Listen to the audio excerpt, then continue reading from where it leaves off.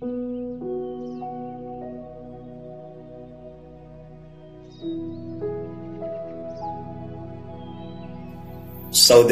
dan saudari yang saya kasihi, kita kembali saling terhubung.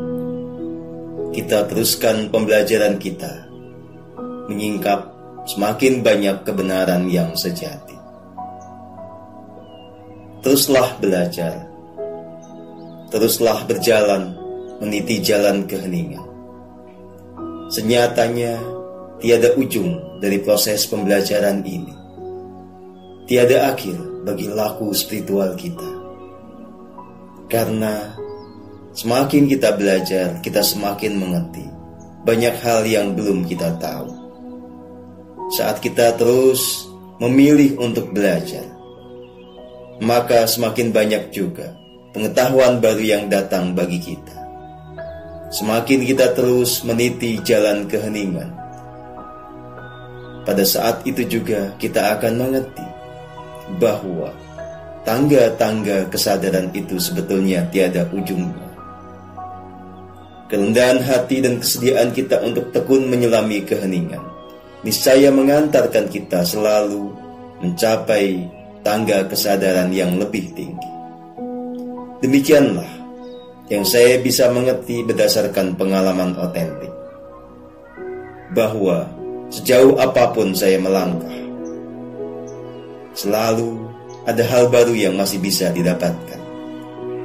Setinggi apapun capaian saya pada saat ini, selalu ada tangga lebih tinggi yang bisa didaki.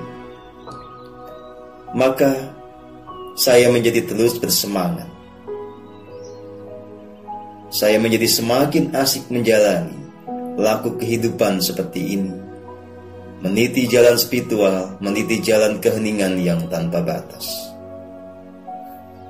Saudara dan saudari yang saya kasihi, bersukacitalah selalu pada saat ini dan di sini. Segenap anugerah terlimpah nyata bagi kita.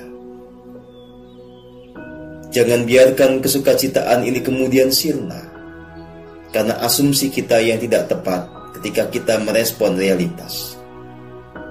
Jangan sampai kita kehilangan kesukacitaan ini gara-gara memandang bahwa ada masalah di sekitar kita, baik masalah individu maupun masalah kolektif bangsa ini dan warga dunia ini. Saudara dan saudari yang saya kasihi, pastikan kita tetap bersukacita dalam keadaan apapun, tetap di dalam keheningan terhubung dengan sumber sukacita yang sejati. Lalu lakukan yang terbaik sepanjang waktu mengikuti tuntunan dari diri sejati. Setelah itu, sepatutnya kita kemudian berserah diri. Kita tidak melekat pada hasil. Apapun juga yang terjadi, biarlah terjadi. Demikianlah realisasi dari hukum semesta yang adil dan presisi. Kita tidak bisa memaksakan perubahan seperti yang kita mau, tetapi kita bisa berjuang memberikan yang terbaik, sehingga faktor-faktor perubahan itu bisa terpenuhi. Jika kemudian keadaannya belum seperti yang kita pikirkan atau kita mau, berarti memang faktor-faktor untuk mewujudkan apa yang kita pikirkan dan kita mau itu belum terpenuhi. Maka berjuang lagi. Dalam beberapa kasus yang terjadi juga sebetulnya memang lebih selaras dengan kebutuhan kita, selaras dengan kebutuhan pertumbuhan jiwa semua manusia. Segala suka dan duka, segala ketidaksempurnaan ini sebetulnya adalah bagian dari proses yang mengantarkan kita menuju kepada kesempurnaan. Maka ini sebetulnya soal cara pandang, soal kesadaran. Saat kita melihat dunia ini sebagaimana adanya, maka tidak ada masalah di situ. Kita bisa menerima semuanya dengan lapang, dan kita tetap bisa bersukacita. Tetapi begitu kita melekat kepada sebuah idealitas, kita melihat ada kesenjangan antara idealitas itu dengan kenyataan, maka muncullah persepsi bahwa masalah telah datang, dan itu mengganggu kita mengusik kita sehingga kita menjadi berkurang di dalam kesukacitaan. Yang seperti ini harus kita lampaui. Tetap bersukacita dalam keadaan apapun, saat ini dan di sini.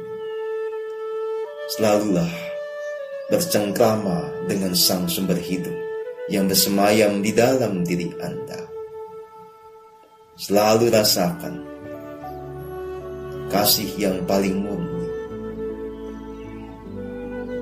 Saat ini dan di sini, kita semua dilimpahi anugerah yang tanpa batas, diliputi kuasa yang tanpa batas. Inilah sebetulnya esensi dari keheningan. Selalu bisa merasakan keindahan, keagungan, keberadaan ilahi pada saat ini dan di sini. Saudara dan saudari yang saya kasihi, apa yang terjadi di dalam kehidupan bersama kita pada skala negara maupun skala global sebetulnya mencerminkan karma kolektif semua manusia. Apa yang dimaksud dengan karma kolektif? Karma kolektif ini adalah satu kondisi yang menjelaskan kejernihan tubuh karma manusia secara menyeluruh.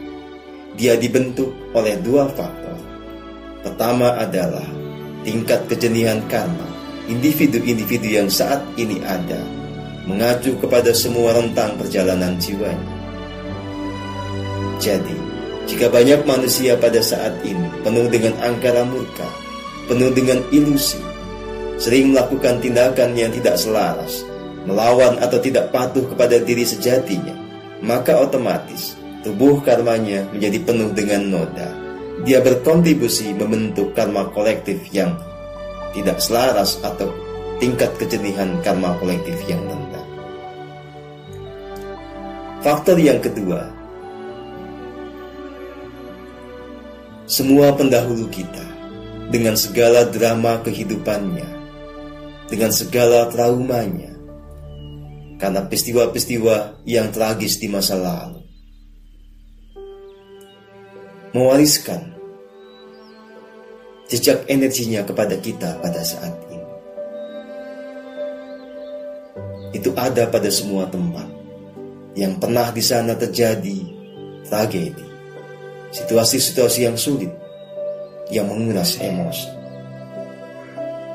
Itu juga terwariskan pada kita melalui keberadaan tubuh kita, karena genetika kita mewakili keberadaan mereka. Jejak-jejak ketidakselarasan itu bagaimanapun ada di dalam genetika kita.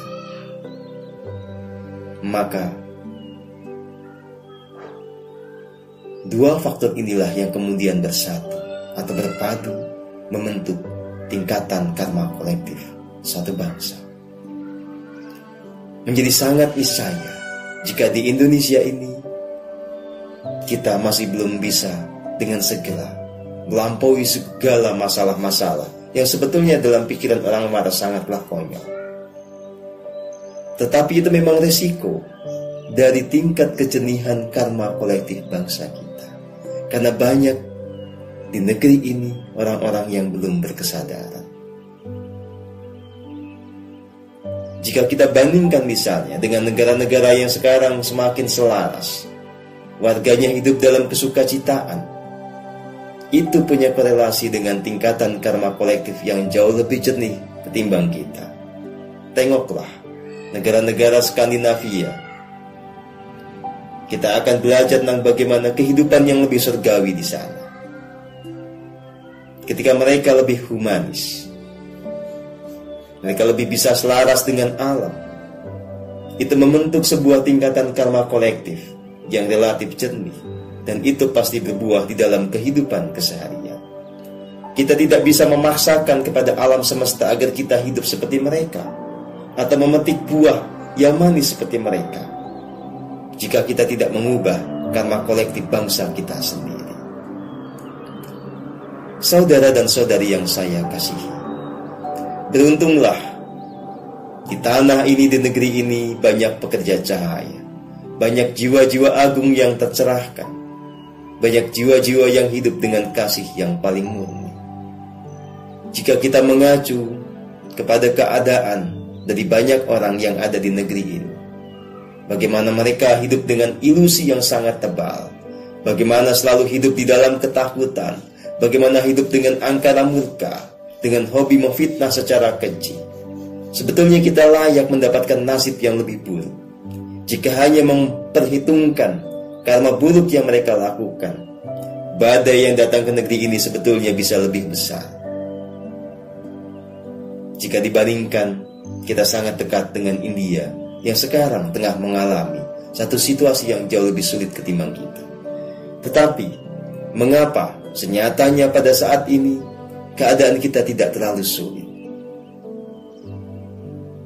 Nasib kita jauh lebih bagus dibandingkan Amerika, dibandingkan India.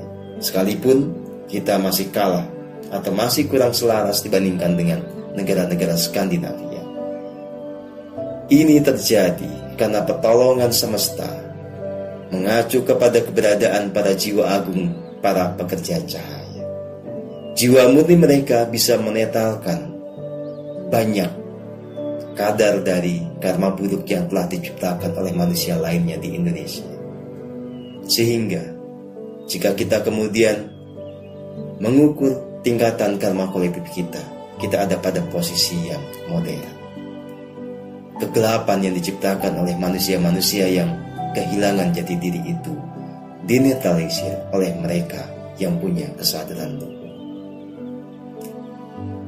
Menimbang nyataan seperti ini, maka seyogianya siapapun yang berkesadaran segera bergegas, benahi diri, murnikan jiwa raga. Pastikan Anda menjadi kontributor untuk membentuk karma kolektif yang selaras. Jangan menjadi penyumbang dosa untuk negeri ini, karena itu akan menarik permasalahan yang lebih berat buat bangsa ini.